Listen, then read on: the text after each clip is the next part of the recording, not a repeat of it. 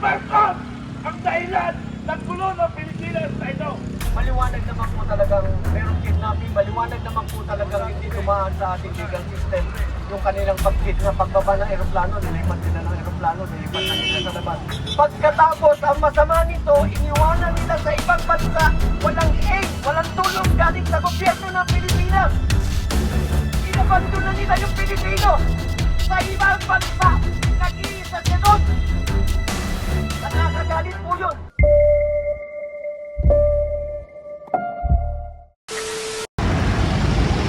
So yan mga kaibigan, nandito tayo ngayon sa gilid ng camp para abangan yung convoy from Liwasan to Supreme Court. Nandito ang ating makasamang mga vloggers ngayon, nag-aabang mga kaibigan para makakuha ng magandang scope. Ito po mga kaibigan. Tayo, nandyan na po sila. Nandyan na po.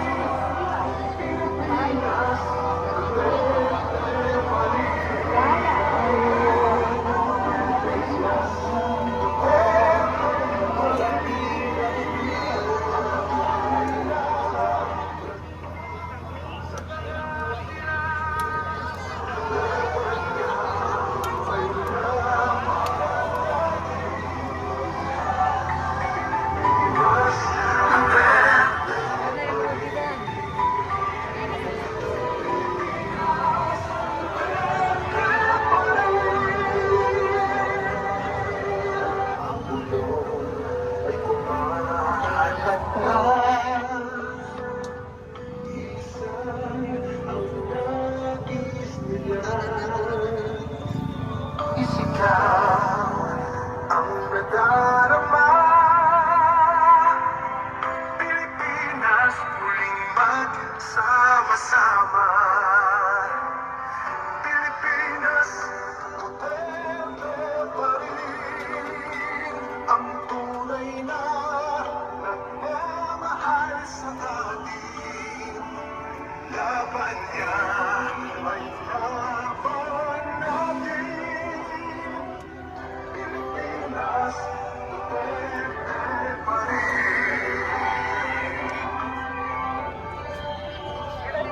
Wala dito sa gate.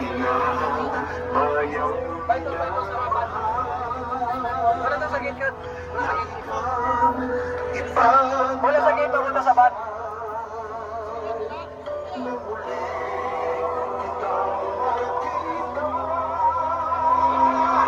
Pilipinas, pang may pag-asa pa.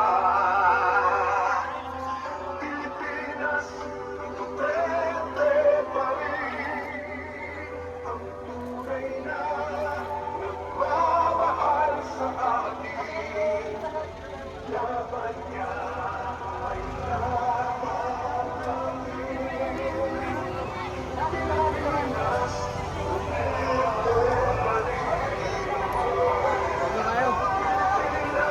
Duterte pa rin.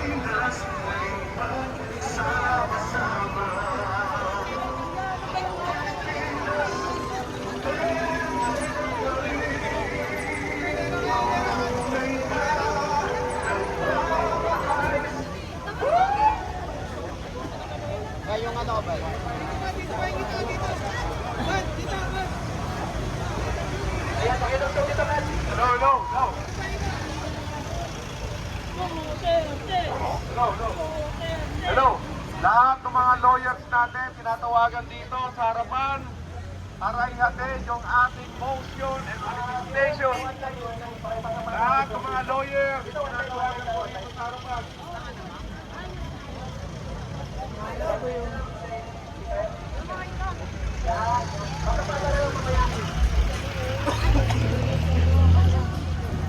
Dan mga stream media nandun, wala rin. Tumulong pa dyan sa maya. Ay, sa. Kahit lang po kayo sa linya ha.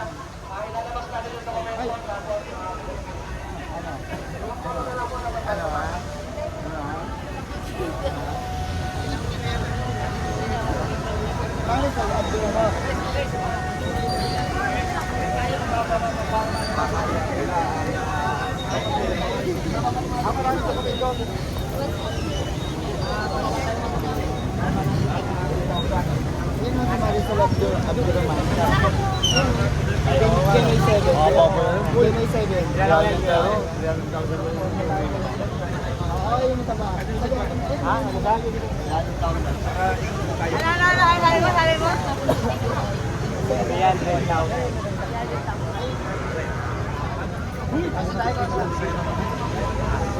Basta ako na bibili.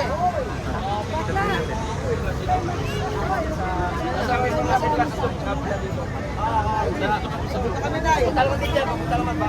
Tayo.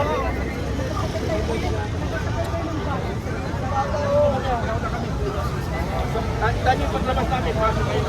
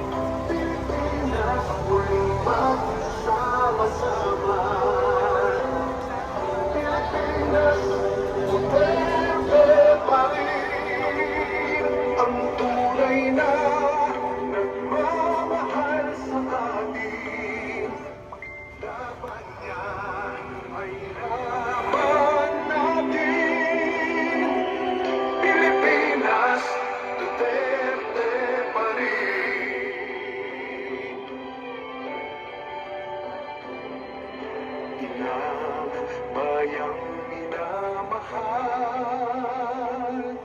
lagi kang ipagdarasal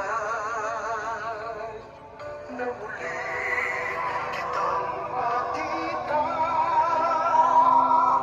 Pilipinas, pamon may pag-asa pa. Pilipinas, Duterte pa rin ang tunay na nagmamahal sa atin.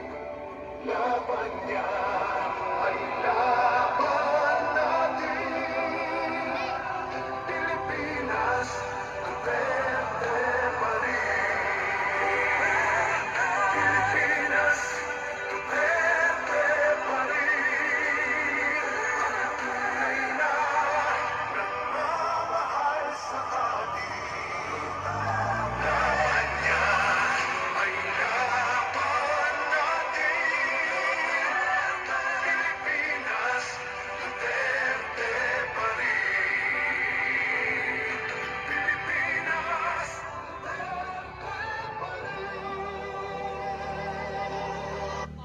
Bulong ay kumalat na. Isa ang nagis nila. Isigaw ang nadarama. Pilipinas, muling magsama-sama. Pilipinas, Duterte pa rin. Ang tunay na nagmamahal niya ay laban natin. Pilipinas, Duterte pa rin.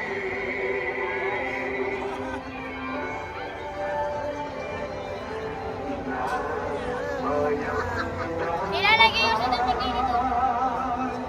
Lagi kang ipagdarasal. Magandang araw po sa inyong lahat. Ako po si Retired Brigadier General Virgilio Garcia. Yan sa Advocate General po ang aking serbisyo nung ako'y nasa serbisyo. Kami po ay pawang membro ng United People's Initiative at kami po ay nagpunta dito sa Supreme Court upang makiusap, upang makisamo na yung mga nakabinbin na mga kaso ay kung maaari ay resolbahin nila sa lalong madaling panahon. Ang aming pong sulat, babasahin ko verbatim para malaman ninyo. Na-receive na po ito. Naipa-receive na po namin kanina, mga alas 11 ng tanghali ng umaga, at babasahin ko po sa inyo. The honor dated February 23, 2026 to the Honorable Chief Justice and Associate Justices of the Supreme Court of the Philippines. Subject: respectful appeal for resolution of pending national cases. Honorable Justices of the Supreme Court, we respectfully write as concerned Filipino citizens who sincerely care about the welfare of our republic and the stability of our democratic institutions. At present, there are several pending cases before the Supreme Court that carry deep and far-reaching implications for our country. Matters involving national budget, the electoral system, constitutional processes, and other significant national concerns.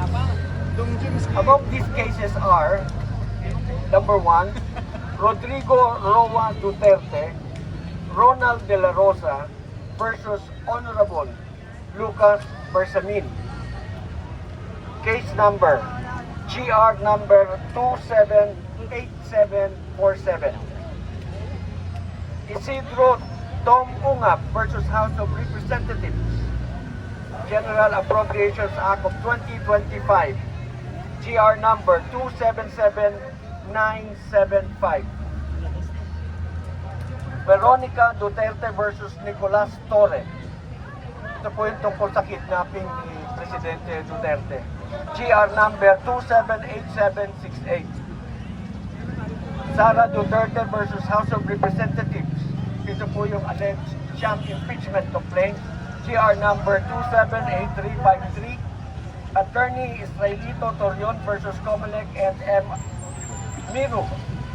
GR number 279245. And General Eliseo Rio versus Comelec and Smartmatic. GR number 263838. We fully recognize the weight of your responsibility and the need to carefully deliberate on each matter in accordance with the Constitution and existing laws. Nevertheless, we respectfully appeal for a prompt, clear, and just resolution of these cases. The trust of the people in our institutions rests upon the transparency, accountability, and timely issuance of decisions. This is not an attempt to dictate upon the court, but rather a sincere appeal from citizens who place their hope in the independence, integrity, and stability of the judiciary. It is the prayer and aspiration of many Filipinos that justice prevail and that the Constitution remain the firm foundation of our nation. Thank you for your continued service to the Filipino people. Respectfully, Attorney Melchor Magdamo, UPI Legal Counsel. Maraming salamat po. Sir, itinaod yung talaga sa yung mga first day ng pre-trial hearing sa Yes po. Marami po kaming itinaon na mga activities sa mga important dates na magaganap. March 11, meron din po kami. Pero anong may pag-appeal niya sa Supreme Court? Ano sunod? I-resolve yung mga pending cases na nakabinbin. And we are sure kasi when we resolve these cases, maaaring maipabalik natin si dating Presidente Rodrigo Duterte dahil maliwanag naman po talagang merong kidnapping, maliwanag naman po talagang hindi dumaan sa ating legal system yung kanilang pag-kidnap, pagbaba ng eroplano, nilipat nila ng eroplano, nilipat na nila sa labas. Pagkatapos, ang masama nito, iniwanan nila sa ibang bansa, walang aid, walang tulong galing sa gobyerno ng Pilipinas. Inabandon na nila yung Pilipino sa ibang bansa. Nag-iisa siya doon. po yun. Yung kabulok ang gobyerno natin yan. Bayan, magising tayo! Ilaban si Daddy D! Ano pa po kayo tanong? Ilabas na si Daddy D! Yan ang katarungan para sa ating Maraming bayan! salamat po Ating sa bansa! inyong lahat, sa inyong pagsubaybay sa amin. Maraming salamat po. We expect for a fair exposure din po sa ating mga kababayan. Ano po? Gusto lang po namin ng patas-patas na pagdalahan ng katotohanan sa ating mga kababayan. Maraming salamat po. So yun mga kaibigan, umipila na nga mga grupo ng UPI para pabilisin ang aksyon ng Korte Suprema. Kaya po bakit dito sa Supreme Court? Wala na po tayong maasahan sa ating executive branch.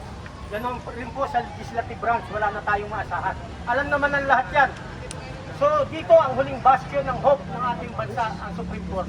Na regardless kung ano ang magiging desisyon nila, kailangan resolbahin nila yung mga outstanding cases na nakapending rito sa kanilang sala. Hindi pwedeng walang tuldok ito. Yun ang hinihintay ng taong bayan. Napaka-importante yung binanggit ni General Atty. Garcia na isang Pilipino, hindi lang mga politiko, kahit ordinaryong tao, pwede bang isurrender natin ito basta-basta sa ibang bansa na may sarili tayong batas. Pag sinurrender mo ang isang Pilipino sa ibang bansa, umamin ka na may failure of justice sa bansa natin. So yun po yun. At pangalawa, General Appropriation Act. Kung inaksyonan ng Supreme Court last year, bago magtapos ang session ng lower and upper house, sana hindi na naulit yung anomalya sa General Appropriation Act sa 2026. So yun po yung panawagan natin, resolbahin nila. At panghuli po, napaka-importante, wala pong safe sa eleksyon sa 2028. Wala po tayong pinapanigan kahit sinong tumakbo. Wala pong safe dahil alam natin ilang dekada na ang nauupo sa gobyerno, hindi elected ng taong bayan, kundi selected ng COMELEC. Justisya para sa bayan! Kaya kailangan, bago dumating ang 2028, may tama natin ang proseso. Yung diabolical process sa COMELEC, matanggal na yan. Yung mga bayaran dyan, wala tayong maiuupo na talagang elected ng taong bayan. Walang safe sa election sa 2028 kahit anong partido mo. Kung sinong malaking ibibigay, kung sinong may mandato, yun ang mananalo. So yan po yung ating inilalaban dito sa Supreme Court. Hindi po natin sila inuutusan. Tayo po ay nakikiusap sa kanila na resolbahin na ito at malaman ng taong bayan kung ano ba ang stand ng Supreme Court bilang huling taga-analisa ng ating batas at ng ating konstitusyon. Maraming po salamat sa lahat. Bayan ko! Ako 40 years! Naglingkod sa bayan! Sa edad ko 13 anyos! Naglingkod ako at nakipagpatayan sa mga rebelde! Pero ito pala ngayon ang hinaharap namin ngayon! Problema! Ang problemang inulog ng Pangulong Marcos! Si Marcos! Ang dahilan ng gulo ng Pilipinas na ito! Pero ito, mga kababayan, active at saka retired, hindi nagkakaintindihan dahil sa kagagawa ni Marcos! Nanawagan ako sa taong bayan, lalo na sa mga kabaro ko dati sa Philippine National Police at Armed Forces of the Philippines. Buksan nyo ang inyong mga mata at inyong mga tainga